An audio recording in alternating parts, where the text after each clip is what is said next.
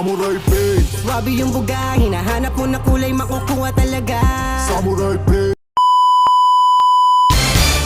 DIY lang mga paps oh. Gamit tayo rito ng marble effect, red over red. Yun oh, try natin dito sa cover ng tank ng gasoline natin. Alright, paano ko ginawa? Okay, proceed tayo, let's go.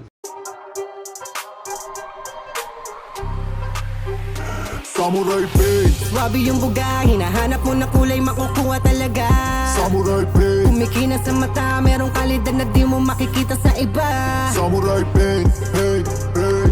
Kung gusto mo ng solid na resulta, Samurai Paint. Paint, paint. bibilib ka sobra.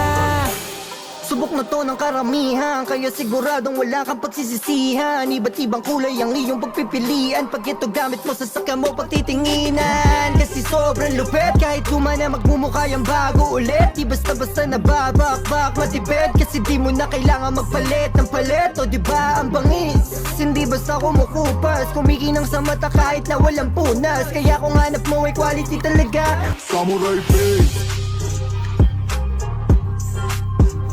Samurai Paint. Samurai Paint. Paint, paint. Samurai Paint. Paint, paint.